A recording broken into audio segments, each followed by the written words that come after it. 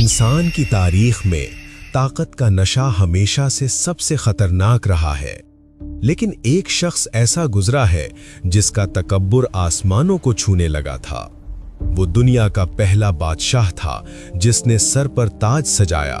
وہ پہلا انسان تھا جس نے روئے زمین پر اپنی حکمرانی قائم کی اور پھر اپنی ہی ذات کو خدا کہہ ڈالا۔ اب میں ہی تمہارا رب ہوں۔ اس کے محل کی دیواریں آسمان سے باتیں کرتی تھیں اور اس کے لشکر کی دھمک سے زمین کانپتی تھی۔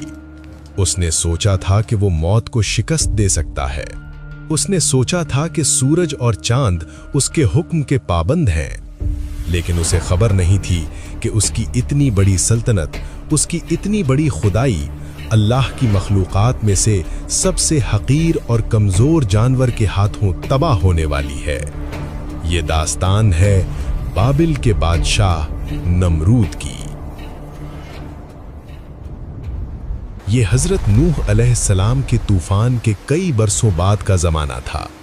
عراق کی سرزمین، جسے اس وقت بابل کہا جاتا تھا، تہذیب اور ترقی کا گہوارہ تھی۔ یہاں کے لوگ ستاروں کی پوجا کرتے تھے، بتوں کے سامنے جھکتے تھے اور علم و فن میں بہت ماہر تھے۔ اس قوم پر نمرود کی حکومت تھی۔ مورخین لکھتے ہیں کہ نمرود وہ پہلا بادشاہ تھا جس نے پوری دنیا پر حکومت کرنے کا خواب دیکھا اور اسے پورا کیا۔ اس کے پاس بے تحاشا دولت تھی، لاؤ لشکر تھا اور کھانے پینے کے اتنے ذخائر تھے کہ لوگ دور دور سے اس کے پاس غلہ لینے آتے تھے۔ یہی وہ موقع تھا جب طاقت نے اس کے دماغ کو جکڑ لیا تھا۔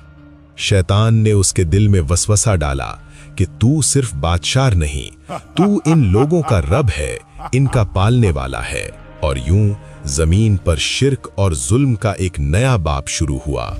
ایک رات نمرود نے ایک خوفناک خواب دیکھا جس کی تعبیر کے لیے نجومیوں کو بلوایا گیا۔ تمہاری سلطنت میں ایک ایسا بچہ پیدا ہونے والا ہے جو تمہاری بادشاہت کو ختم کر دے گا۔ یہ سن کر نمرود نے حکم دیا۔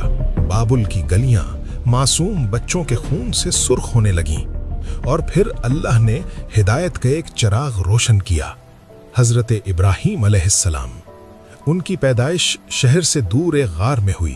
وہ غار جہاں نہ کوئی استاد تھا، نہ کوئی درس گاہ، لیکن وہیں اللہ خود اپنے خلیل کی تربیت کر رہا تھا۔